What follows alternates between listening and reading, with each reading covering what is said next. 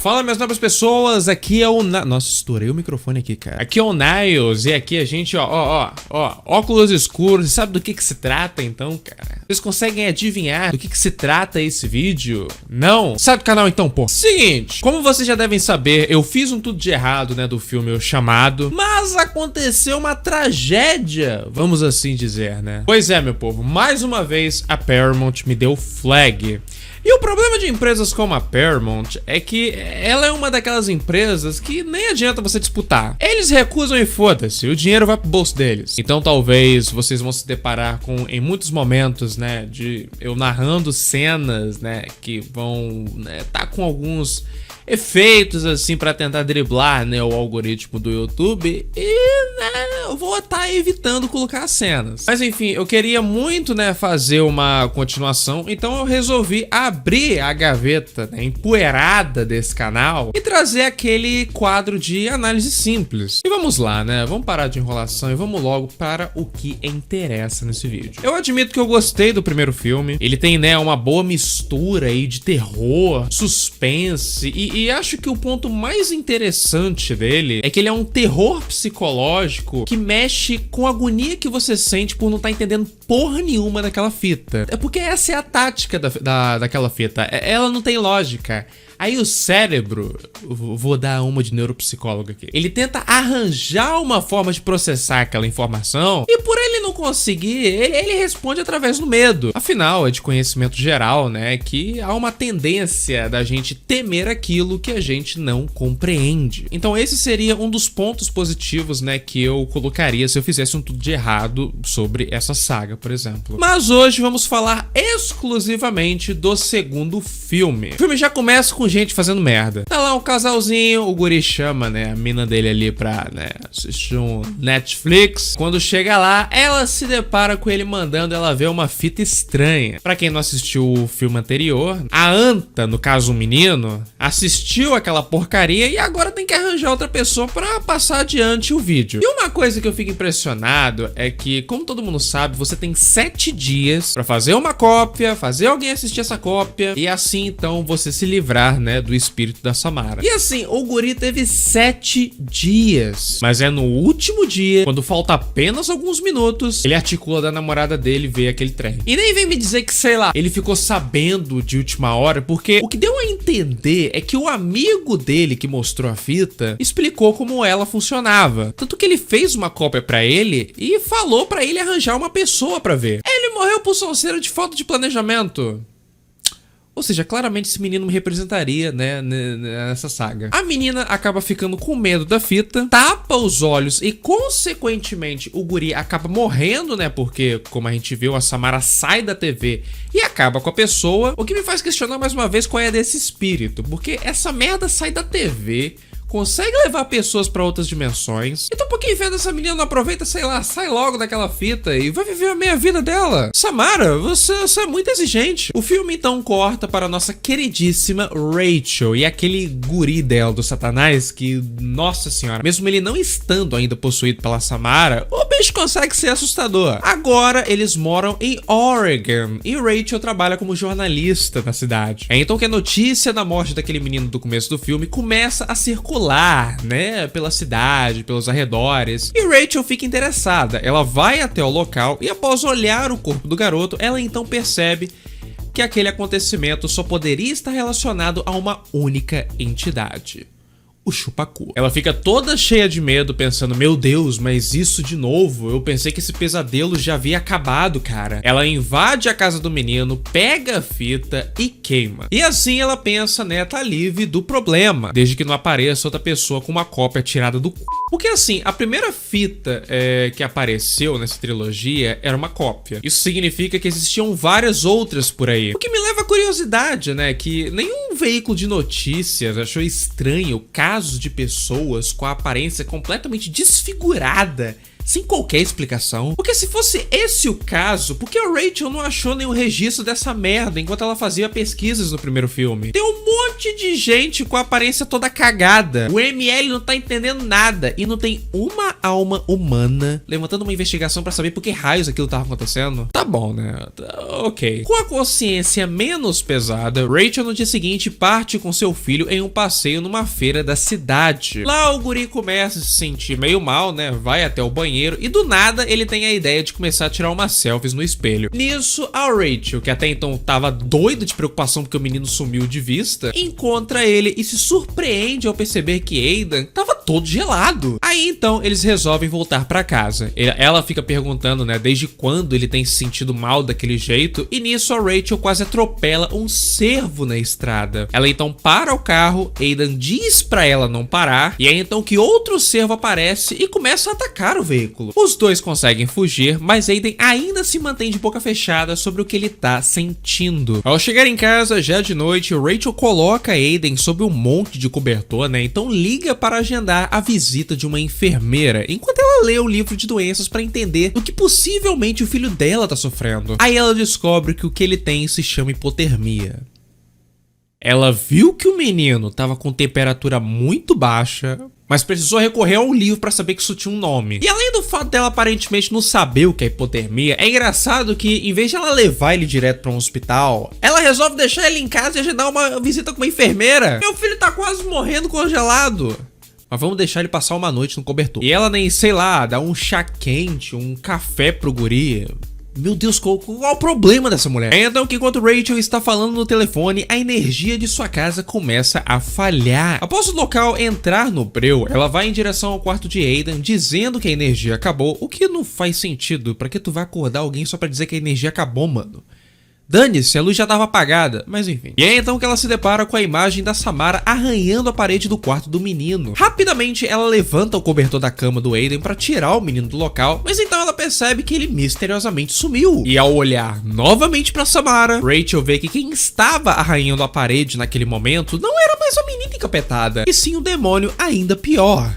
O próprio filho dela. E é então que o arranhão na parede vai tomando forma sozinho, vai abrindo uns cortes preto, formando uma árvore e vira Stranger Things o filme. Rachel pega Aidan e com o carro todo fodido, que diga-se de passagem, não sei como ela não tomou uma multa com aqueles vidros todo arregaçado, ela dirige para onde ela acha ser seguro, o escritório dela. Vamos lá, meu filho tá com problema de hipotermia, precisando urgentemente de atendimento médico. Minha casa foi atacada por um espírito maligno, mas é no escritório de jornalismo que eu encontro um porto seguro. Se ela tivesse ido pra uma igreja, já tava até aceitável. O que eu penso é que ela não quis levar o Aidan pro hospital, porque daí ela não saberia explicar a hipotermia do guri, o que faria eles estranharem que talvez ela andasse maltratando ele. Uma suspeita que aconteceu, inclusive, né, momentos depois no filme. Mas, sabendo que ela quis agendar uma consulta com uma enfermeira, eu já não tenho como defender ela. Mas ela decide ir até o escritório dela, né, fazendo com que todo mundo veja ela carregando o próprio filho em um cobertor apressadamente. E se eles olharem pela janela, ia ver lá, ó, o carro todo arrebentado na rua. Mas não, é pra ninguém pensar coisa negativa. É então que aparece Max, né, que é um colega de trabalho de Rachel, que ele é aquele personagem de suporte romântico, você sempre tem que ter essas porra. Ele pergunta o que tava vendo, né, e por que o carro da Rachel tava todo fudido.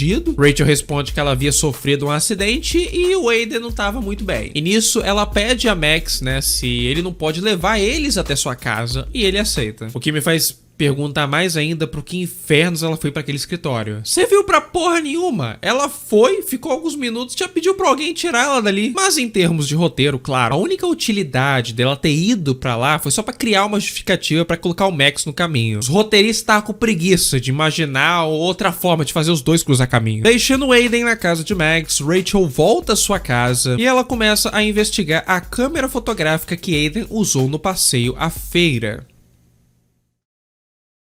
É sério, ela entra na casa, vai direto pro quarto do guri, E apesar de ter uma parede toda arranhada pelo chupacu, a primeira coisa que ela tem interesse em investigar é a câmera que o guri usou pra tirar foto. Ela então observa que nas selfies que Aidan tirou havia um detalhe estranho. E é então, minhas nobres pessoas, que acontece a coisa mais aterrorizante desse filme. Esse Photoshop horroroso. Olha o recorte desse trem. Cadê a equipe de design desse filme? Cadê a equipe de fotografia? Pelo amor de Deus, gente, esse troço tá tão ruim que parece que fui eu que fiz. Nesse meio tempo, o filme corta então para Max, que ficou meio desconfiado com aquela história. Enquanto ele liga pra polícia, né, pra saber se de fato ocorreu algum acidente envolvendo Rachel, ele logo é surpreendido com uma inundação de água no andar de cima da casa dele. Mais especificamente no banheiro onde Aidan estava tomando banho quente pra tratar, né, aquela hipotermia que ele estava sofrendo. Ele chama por Aidan, mas o menino não responde, e pra piorar, a porta fica trancada pelo lado de dentro. E aí vira um desespero. Rachel chega na hora e junto a Max, eles tentam arrombar a entrada do banheiro enquanto veem o oceano saindo por baixo da porta. Nisso, o Max sai por alguns minutos, né, procurando alguma coisa pra arrombar a porta, e Rachel, ao entrar no banheiro, encontra o teto completamente rebelde contra as leis da gravidade. A água tava voando, mané. Aí a pergunta que fica é: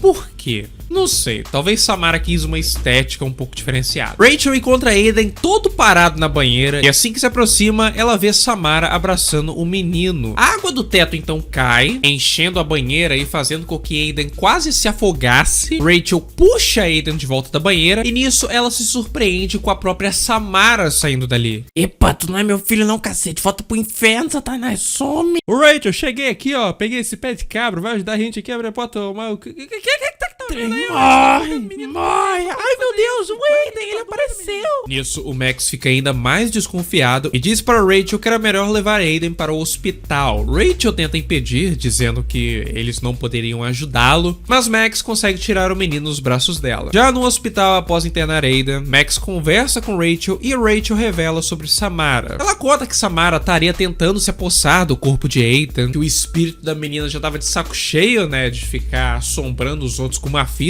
Agora Samara queria viver uma vida, mesmo que com isso ela se passasse por outra pessoa. Sem muito recurso, né, pra provar a história absurda que ela tava contando, Rachel dá a câmera de Aidan e pede a Max que ele veja as fotos em que Samara aparece, para que assim, né, ele veja por si só que o que ela tava falando até que tinha certo sentido. E por incrível que pareça, aquele Photoshop horroroso faz ele ficar interessado na história. Não é muito fácil chamar a atenção desse povo, mano.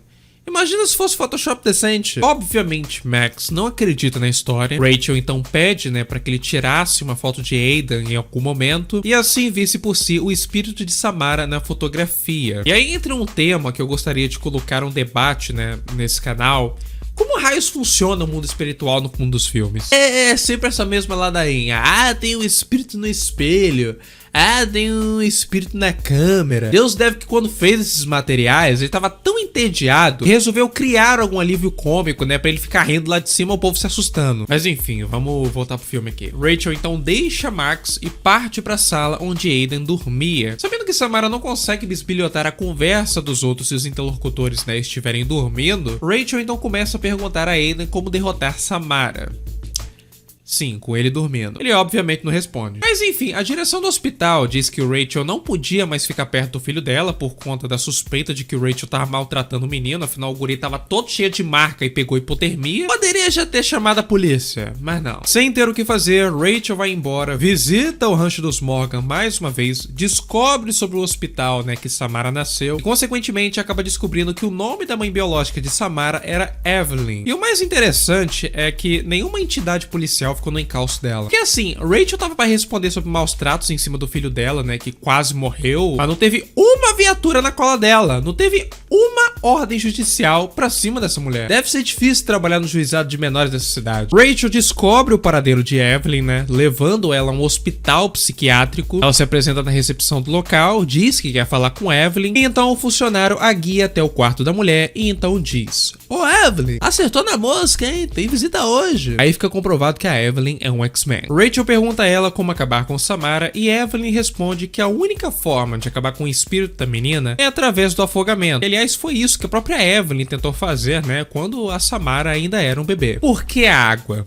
O filme caga pra explicar. Mas, pelo que eu andei pesquisando, há teorias de que Samara é a encarnação de um demônio marítimo. Mas o filme não explora isso, ele só joga só. Enquanto isso, Samara consegue finalmente se apossar do corpo de Ethan. Ela mata a psiquiatra, foge do local e vai andando até a casa de Max. Quando Max chega em casa, ele pergunta o que Aiden tava fazendo ali e ele só responde que ele tava bem e queria ver a mãe dele. Max tenta puxar papo, mas Aiden só vai fugindo do assunto, dizendo que ele não precisava de ninguém e que ele só queria ver a mãe dele. Então é nesse momento, né, que Max resolve testar o que Rachel havia mandado ele fazer. Ele saca a máquina fotográfica, diz que quer tirar uma foto, mas logo é repreendido pelo próprio Aiden, que diz que não quer ser fotografado. Max então finge deixar a câmera de lado e grava o menino sem ele saber. Então assim, ele realmente levou em consideração a explicação de que havia uma entidade demoníaca no corpo do guri. Mas olhando para aquele menino, realmente algo a ser levado em consideração. Enfim, resumo da ópera. Max morre porque Samara obviamente fica sabendo que ele tentou gravar ela. Rachel chega na casa de Max e tendo em mente que Aiden estava possuído por Samara, ela finge que não sabe de nada e induz o menino ao sono colocando sonífero no lanche dele. Nisso ela carrega Aiden dormindo, coloca ele na banheira e tenta afogar o garoto. Então que Samara sai do corpo do menino e volta para a televisão. Aiden acorda, já livre da posição de Samara, mas Rachel ainda precisava dar o último prego naquela situação. O vídeo do poço começa a tocar na TV da sala, Rachel deixa que Samara pegue e assim ela é transferida para o universo do vídeo. Nesse universo, ela escapa do poço, aprisiona Samara lá dentro e foge daquela realidade saltando do penhasco, assim como Anna Morgan havia se suicidado. Após Rachel pular do penhasco, ela acorda na casa de Max e pronto, todo mundo se livra do espírito da Samara e o filme acaba. Pergunta que fica na minha cabeça: pra que Samara levou Rachel pra dimensão da fita? Se ela podia ter matado ela assim como fez com todo mundo desde o primeiro filme. Porque assim, Samara tem a facilidade pra matar todo mundo, mas no caso da Rachel, não, vou fazer diferente. Vou levar ela pra fita. O filme